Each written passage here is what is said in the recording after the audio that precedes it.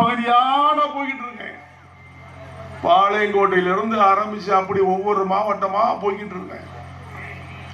எங்க போனாலும் இவனை கொல்லணும். என்ன சொல்லுவாங்க? இவனை கொன்னாதான் அந்த சமுதாயத்தை சரி பண்ண முடியும். இவனை கொண்டு அந்த ஜாதி ஒன்னும் வராது, நம்ம பார்த்துக்கலாம் சொல்லி நிறைய பேர் கிட்டத்தட்ட ஒரு 50 வருஷத்துல ஒரு 500 இடத்துல இந்த கொல்லணும் முயற்சி பண்ணிருப்பாங்க. ஆனா கொல்லன்னு நினைச்சவன் பூரா செத்து போனாயா? இதுக்கு நான் என்னையா பண்ண முடியும்? எங்க எங்க சாவுறானோ அங்கெல்லாம் ஏன் மேல வழக்கு. இதுக்கு நான் என்னையா பண்ண முடியும்? இந்த காவல்துறை நண்பர்களுக்கும் எனக்கு ரொம்ப உறவு ஜாஸ்தி. எப்ப பார்த்தாலும் எங்கேயாவது பிரச்சனை நடந்தா என் மேல கேச போட்டுருவான். ஆனா உண்மையான அக்யூஸ்ட பிடிக்கவே மாட்டானுவோம். இப்ப வரைக்கும் அப்படித்தான் நடந்துகிட்டு இருக்கு. அது எனக்கு தெரியும். ஏன்னா காவல்துறை அதிகாரிகளை நண்பர்களை பொய் வழக்குகள் எத்தனை பேர் மேல பொய் வழக்கு போடுற? எவனையாவது நீ வாழ வச்சிருக்க உண்டாயா? ஒரு சில நல்ல அதிகாரி ஒருத்தன் எஸ்பியோ கலெக்டரோ யாரா வந்தா அவனை உடனே வைக்க மாட்டேங்க, டிரான்ஸ்பர் பண்ணிடுறீங்க.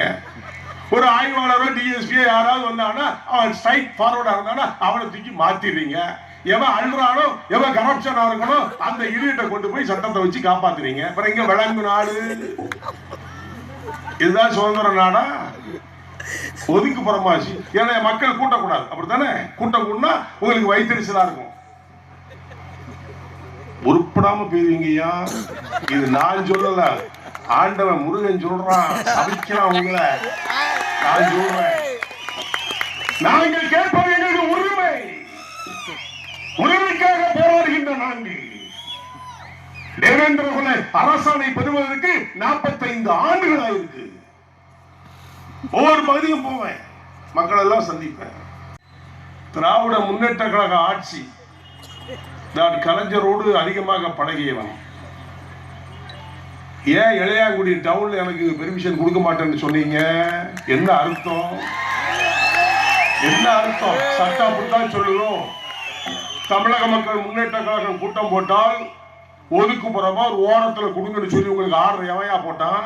எதுக்கு நான் ஒதுக்கி கொடுத்தேன்? சரி, அதிமுக காரங்க கேட்டா கொடுக்கல. சரி, கம்யூனிஸ்ட்காரன் 5 பேர் இருப்பான், அவனுக்கும் டவுன்ல தானே கொடுக்குற. காங்கிரஸ் கிடையாது, அவன் கேட்டாலும் டவுன்ல கொடுக்குற.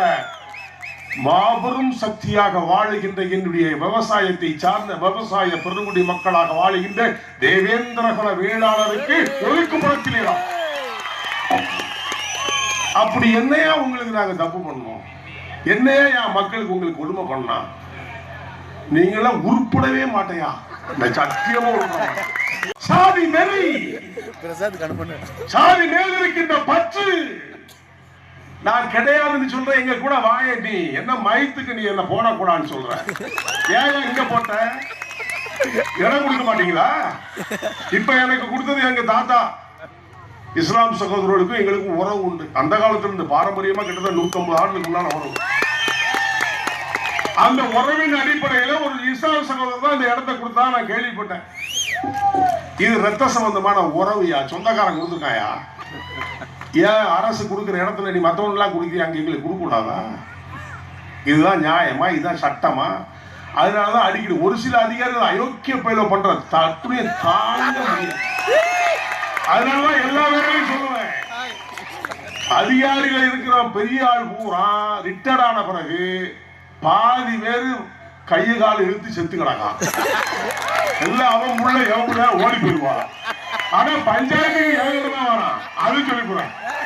நிறைய அதிகாரிகள் அவன் செய்த கர்ம வினை என்னுடைய ஏழை எளிய மக்களுக்கு செய்தவங்கலாம் உண்டு. நம்மளுக்கு என்ன பார்த்து ஓடுவாங்க. எதுக்கு ஓடுவானுங்க? என்ன பார்த்தா பயமா இருந்து ஓடுவாங்க. அப்போ எவ்வளவு குறுகி எஸ்சி என்று சொல்வதனால் குறுகி குனிந்து வாழ்ந்திருக்கின்றார்கள் என்பதை நீங்கள் புரிந்து கொள்ள வேண்டும். அப்ப நான் போவேன், கிராமத்துல போய் உட்கார்ந்து எல்லாத்தையும் கூட உட்கார வச்சு பேசி, ஐயா நான் உன் சொந்தக்காரன், நான் பல்ல, என்ன இல்லைன்னு சொல்லாதே, நான் அப்படித்தான் இருக்கேன், அதனால என்ன பார்த்து ஓடுறல. அப்ப நான் எஸ்சி இல்லல, நான் தேவேந்திர குல வேளாளர் தானே, நான் விவசாயத்தை சார்ந்த விவசாய குடி மகன் தானே, என்ன பார்த்து நீ ஏன் ஓடுற?